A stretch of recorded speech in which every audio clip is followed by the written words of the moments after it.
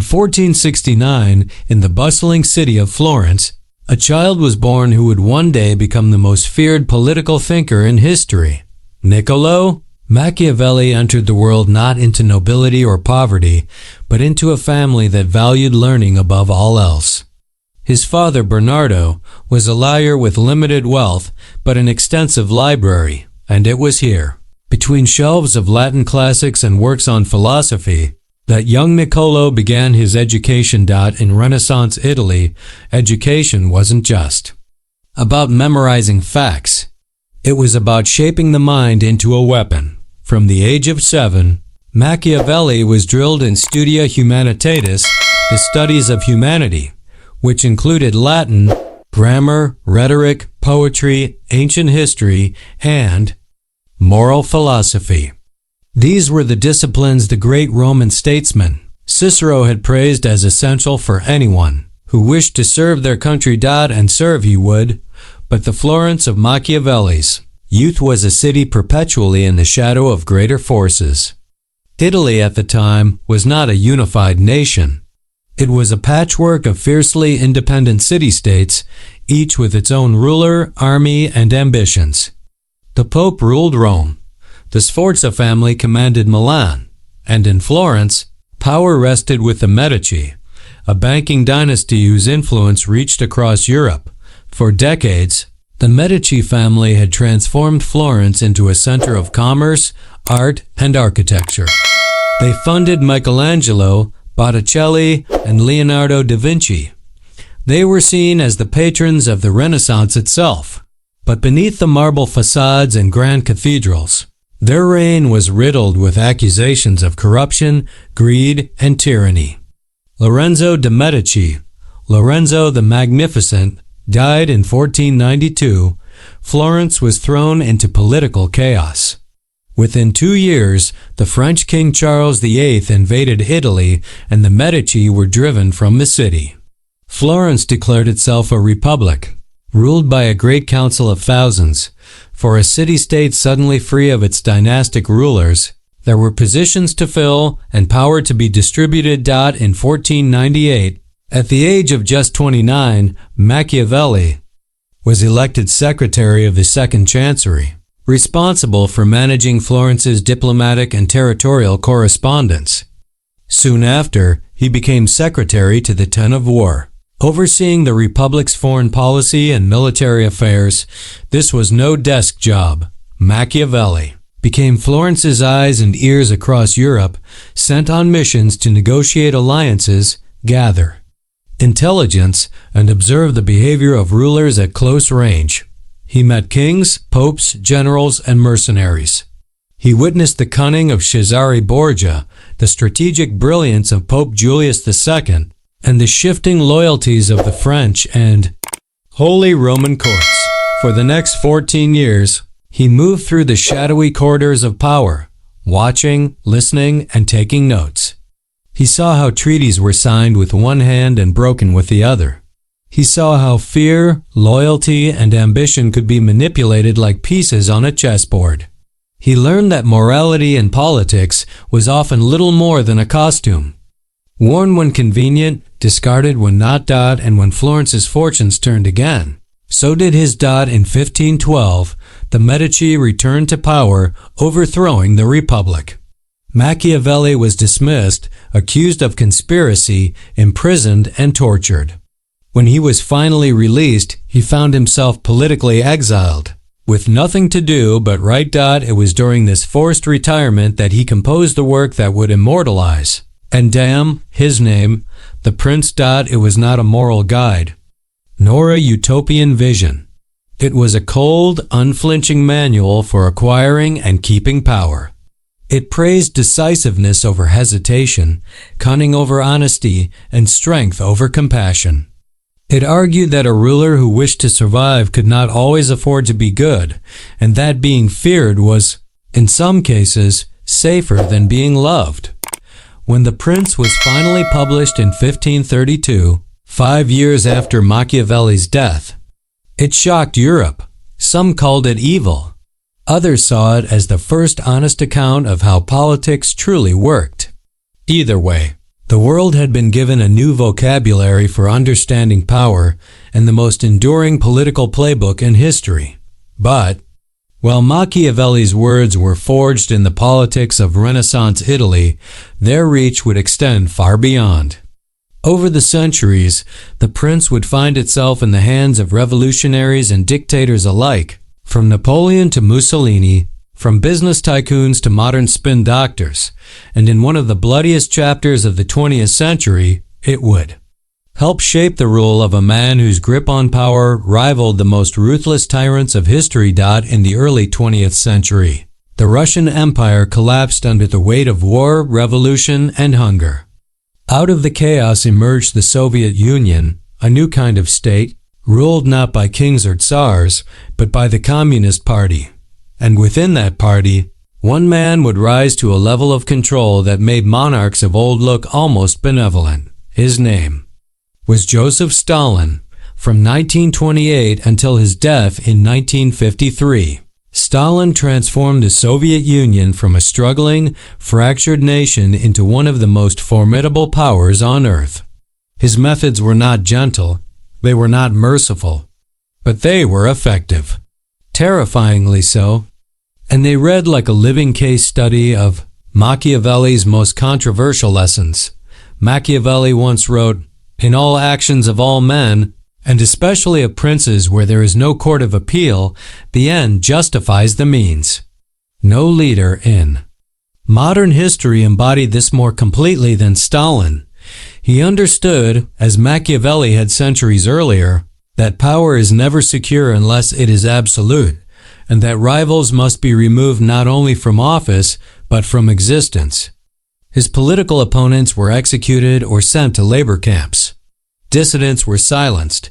Entire populations were relocated. And yet, for decades, millions of his own citizens adored him. How? The answer lies in another Machiavellian principle. So, long as he has the people on his side, a ruler needn't worry about conspiracies.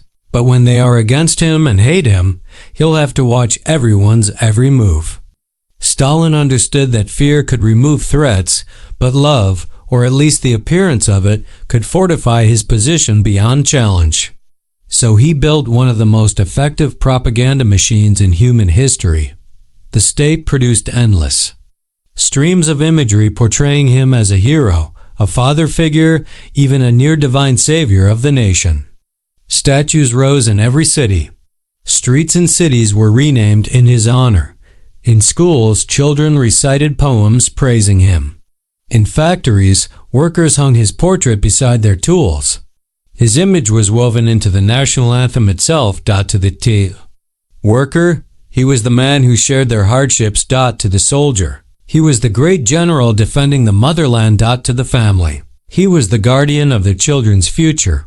The reality, of course, was different. Behind the carefully crafted image was a ruler willing to commit mass atrocities to maintain control. The Great Terror of 1937–38 saw over 1 million people executed and millions more imprisoned. Husbands betrayed wives, children informed on. Parents, all under the crushing weight of a system that punished not just dissent, but even the suspicion of dissent. Machiavelli had warned, if you're going to do people harm, do it in such a way that you do not have to fear their vengeance. Stalin took this to its logical extreme. His purges left no room for organized opposition. By the time he was finished, there were simply no rivals left to challenge him, and no citizens willing or able to resist. Even his death in 1953 did not break the spell entirely. Across the Soviet Union, millions mourned. Crowds filled the streets to pay their respects. In the gulags, the same brutal labor camps he had sent countless innocents to, prisoners wept. The illusion was complete. For Stalin, Machiavelli's The Prince was not theory. It was practice. He demonstrated how a ruler could combine terror with adoration, force with spectacle, to achieve a level of control unmatched in the modern age. But if you think such tactics belong only to the past, think again. While the brutal purges and labor Camps may be less visible today, the underlying principles have not disappeared. They have simply adapted. The weapons of control are now less bloody, but no less effective, and in some ways, they are more dangerous because they are harder to see. This is where Machiavelli's ideas take on a new, modern form, one that governs not with the sword, but with perception. And with money. Today, power is rarely maintained through gulags or public executions. The modern ruler, whether a president, prime minister, or corporate elite, operates in a far subtler arena. Machiavelli understood this instinctively. He wrote, "In general, people judge more by appearances than first-hand experience. Everyone sees what you seem to be. Few have experience of who you really are." In the 21st century, this principle has been refined into an art form. Politicians, like Renaissance princes, must appear compassionate, virtuous, and selfless, even when their policies serve very different ends. And the most effective way to create this illusion is through spending. New hospitals, better roads, expanded welfare, relief checks, grand promises that cost billions. Every program, every ribbon-cutting ceremony is a carefully staged performance to show the public a leader who cares. But as Machiavelli warned, generosity is a double-edged sword. The more you spend, the more you will need to tax. And the more you tax, the more you will be hated. For centuries, rulers were constrained by this problem. Spend too much, and the treasury runs dry. Tax too much, and the people revolt. But in the modern age, there is a way to spend without either of these immediate consequences. A way most citizens never see coming. It's called the inflation tax. If you've ever wondered why your parents or grandparents could buy a house, raise a family, and send their kids to college on a single income while you can barely make rent, the answer lies here. Inflation is the silent siphon of wealth, and in the hands of a Machiavellian ruler, it is a tool of control every bit as effective as propaganda. Here's how it works. Instead of raising taxes to fund massive spending programs, governments simply print the money they need. This keeps the public happy in the short term. There's no obvious tax hike, no angry protests in the streets. But as the supply of money increases, its value decreases. Your savings buy less. Your wages stretch thinner. Prices rise, slowly at first, then faster. It is a hidden tax, one that requires no legislation and no approval. Most people never connect the dots between the government's printing presses and the rising cost of groceries, housing, or fuel. And for those in power, that's the point. Fiat currency, money backed by nothing but government decree, has made this possible on a scale Machiavelli could scarcely have imagined. Before the 20th century, money was tied to something tangible, usually gold or silver. That link created a natural limit on spending. You could not issue more currency than you had in reserves. But when the United States cut the dollar's tie to gold in 1971, that restraint vanished. The results were predictable and devastating. National debts exploded. Inflation became a permanent feature of modern economies, and wealth began flowing not evenly across society, but upward into the hands of those who understood how to shield themselves from its effects. The poor hold their wealth in cash, which loses value with every printing press run. The wealthy hold assets, stocks, real estate, commodities, which rise in price alongside inflation. The result? Every year, the gap widens. The rich grow richer, the poor grow poorer, and the middle class is slowly eroded. This is not a side effect. It is the mechanism. As Machiavelli put it, above all, he mustn't seize other people's property. A man will sooner forget the death of his father than the loss of his inheritance.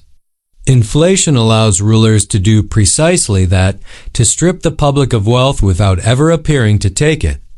And when economic hardship sets in, the cycle deepens. Citizens, desperate to maintain their standard of living, take on debt. Easy. Credit keeps them afloat, but it also binds them more tightly to the system. Debt becomes another form of control, a chain that limits options, silences dissent, and forces compliance. Look closely at any modern democracy, and you will see the same pattern. It is not maintained solely through ideology or law, but through a carefully balanced combination of perception, financial dependency, and slow economic erosion. The methods have evolved, but the principles remain pure Machiavelli. Appear virtuous. Control the narrative. Keep the people dependent. And above all, make sure they never realize how you're doing it. If history teaches us anything, it is that no empire, no matter how vast, no matter how powerful, can outrun the mathematics of debt and decline forever. The United States, the European Union, China, all are running the same playbook. They spend to maintain influence. They print to cover the spending.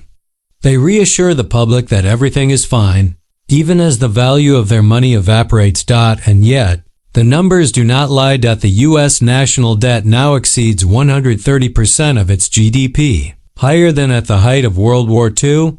Projections show it surpassing 200% within decades, and climbing toward unthinkable figures by the end of the century. Other nations are in even worse positions. Japan's debt-to-GDP ratio is already over 260%.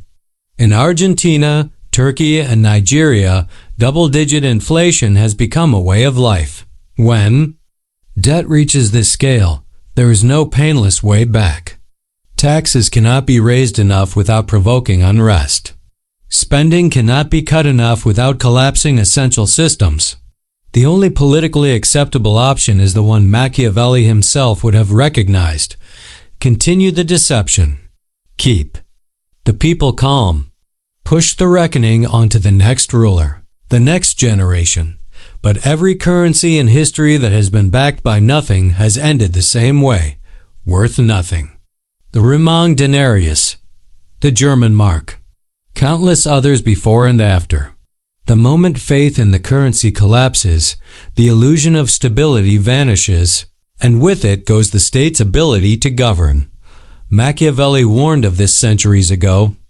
If you're determined to have people think of you as generous, you'll have to be lavish in every possible way, until the first real danger may well topple you. Today, the real danger is not a foreign army at the gates. It is the slow, grinding erosion of economic reality catching up with the facade. Inflation that no longer creeps, but runs. Debt so large that even the interest payments devour budgets. And a population that finally understands the game, too late. When that moment comes, the rules change overnight. Assets are seized. Laws are rewritten.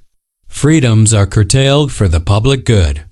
The same governments that presented themselves as protectors will tighten control with a speed and ruthlessness that would make a Renaissance prince proud. And here is the most Machiavellian truth of all. Those in power are not unprepared for this. They are counting on it. Crisis is opportunity. Just as Florence's turmoil elevated the Medici, just as post-war chaos allowed Stalin to consolidate control, the next great upheaval will offer modern rulers the chance to rewrite the social contract in their favor. If you understand these principles, you can see the patterns before they unfold. You can protect yourself financially, politically, even socially, from being caught in the tide. If you do not, you will be swept along with everyone else, watching your savings vanish, your freedom shrink.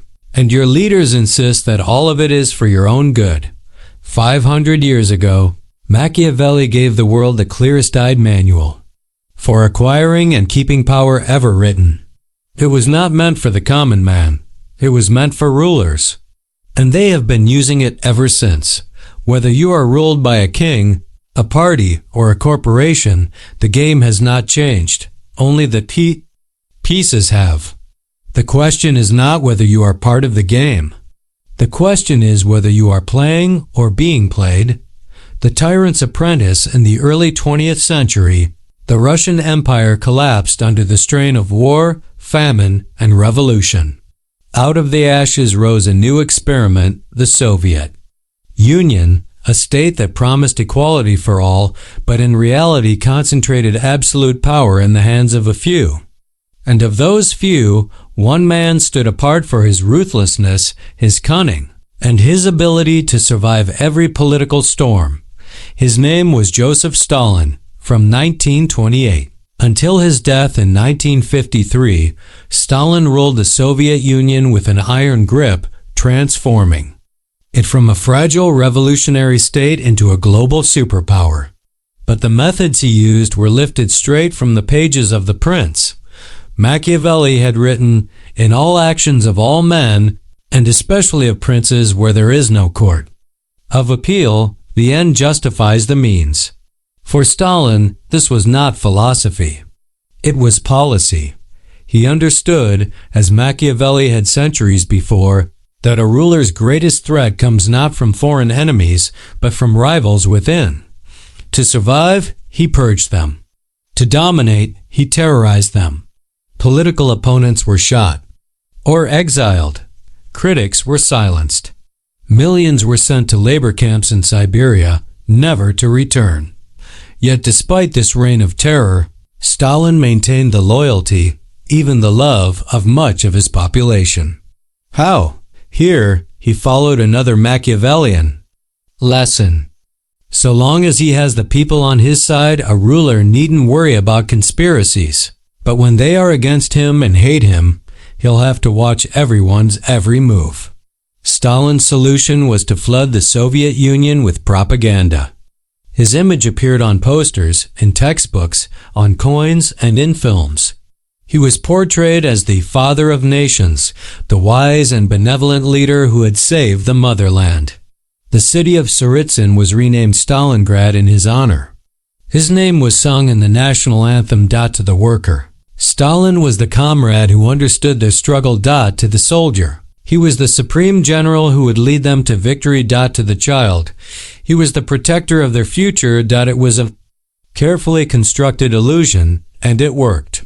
Even as Stalin orchestrated the Great Terror of 1937–38, in which over 1 million people were executed and millions more imprisoned, the cult of personality grew stronger. Husbands betrayed wives, children informed on parents, neighbors reported neighbors, all out of fear, and often in the name of loyalty to Stalin. Machiavelli had warned, if you're going to do people harm, do it in such a way that you do not have to fear their vengeance. Stalin ensured there would be no vengeance. His purges left no organized opposition. His control over the press, the schools, and the arts left no competing narrative. When he died in 1953, millions wept. Streets filled with mourners. Even prisoners in the Gulag, people he had condemned to suffering and death, expressed grief. The illusion had been total. Stalin had proven that Machiavelli's principles could work on a scale unimaginable in the Renaissance. But his methods were not unique to his time. The tools he used, propaganda, fear, and the careful management of public perception, have simply evolved. Today, they operate in the open, often without the public even realizing it. The Machiavelli of money in Stalin's day, control over. The people relied on fear, censorship, and the spectacle of power. Today, in much of the world, it's subtler.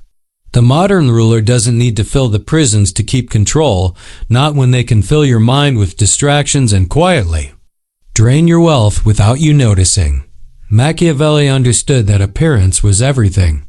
In general, he wrote, people judge more by appearances than first-hand experience. Everyone sees what you seem to be. Few have experience of who you really are.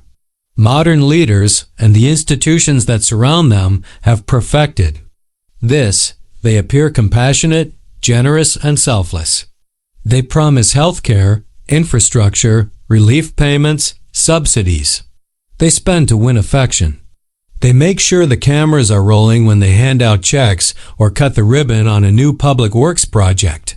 But generosity, as Machiavelli warned, comes at a price. The more you spend, the more you will need to tax. And the more you tax, the more you will be hated. For most of history, this was an unavoidable trap. Spend too much, and either the treasury ran dry or the people revolted. Now, there's a way around it. A way to keep spending without the political suicide of raising taxes. It's called the inflation tax, and it is the most quietly devastating tool of control in the modern world. Instead of taking more of your money directly, governments simply print more of it. The result? The purchasing power of the money you already have declines. Your savings are worth less. Your wages buy less. The price of everything creeps upward, not because the goods have become more valuable, but because your currency has become less. This is no accident. It's not a side effect of modern economics. It is the method. It is taxation. Without legislation, and without most people even realizing it's happening. Fiat currency, money backed by nothing but government decree, made this possible. For centuries, money was tied to something tangible, like gold or silver. That link restrained the ruling class. They couldn't spend what they didn't have. That all changed in 1971, when the United States severed the dollar's last link to gold. Suddenly, there were no limits. Governments could print as much as they wanted. Debt could grow without constraint. And the inflation tax could quietly strip value from every paycheck, every bank account, every pension fund. The rich adapted. Instantly. They moved their wealth into assets, real estate, stocks, commodities that rise in value alongside inflation.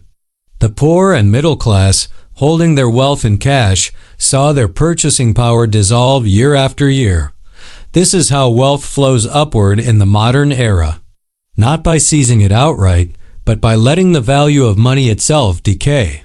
A process so slow and complex that most people never connect the dots. And here's the genius, or the cruelty of it. Because your wages and account balances don't go down, it doesn't feel like theft. It feels like the world just got more expensive. You blame businesses, you blame foreigners, you blame each other. Rarely do you blame the printing press. It's a control mechanism perfectly in line with Machiavelli's advice. Take power and resources in a way that leaves no clear villain to strike back at. Keep the people dependent, keep them distracted, and they will never realize the true source of their hardship until it's too late. The reckoning, history, is merciless with those who ignore its patterns. Every empire, no matter how wealthy or dominant, eventually reaches the point where its debts outweigh its means. Its promises exceed its resources, and its people begin to lose faith in the system that sustains it. The United States is no exception. Neither is the European Union. Neither is China. The numbers tell the story. The U.S. national debt is already over 130% of GDP, higher than during World War II. In Japan, it's over 260%. Many developing nations are drowning in obligations they can never repay, and here is the truth your leaders will not speak. There is no path back that does not cause pain. You cannot tax enough to fill the gap without provoking revolt. You cannot cut enough without breaking the promises that buy political survival. The only option left, the one quietly chosen over and over again, is to print more money. But this is a trap. Printing devalues the currency. Devaluation fuels inflation. Inflation erodes savings. Eroded savings destroy trust. And when trust in a currency collapses, so does the state's ability to govern. We've seen it before. The Roman denarius, the German mark of the 1920s, the countless currencies that ended not with reform, but with total collapse. Machiavelli might have written about fortresses and armies, but he would have understood this. Once the people believe their money is worthless, the fortress has already fallen. When that day comes, the rules change overnight. Assets are seized for the public good. Freedoms are restricted for security. The illusion of generosity evaporates, replaced by the naked need to survive. Those who still hold power will do whatever is necessary to keep it. And here's the most Machiavellian truth of all. They are prepared for this. They know the crisis will come. They know they cannot stop it. They plan not to prevent the collapse, but to shape it, to emerge from it with more control than they had before. Crisis is opportunity. It always has been. Florence's chaos brought the Medici back to power. Post-revolutionary turmoil gave Stalin his opening. The next great financial and political upheaval will be no different. The only question is, will you be a pawn, or will you understand the game well enough to protect yourself? Machiavelli wrote, "The prince for rulers, not for the ruled." It was never meant to comfort you. It was meant to reveal the ruthless mechanics of survival at the top. Those who ignore it will find themselves ruled by those who don't. 500 years have passed, but the playbook has not changed. The masks are new, the language is softer, the weapons are financial instead of physical. But the principles remain. Appear virtuous, control perception, keep the people dependent, and never let them see the hand that holds the strings. The question now is not whether you're part of the game. You are. The question is, are you playing? Or are you being played?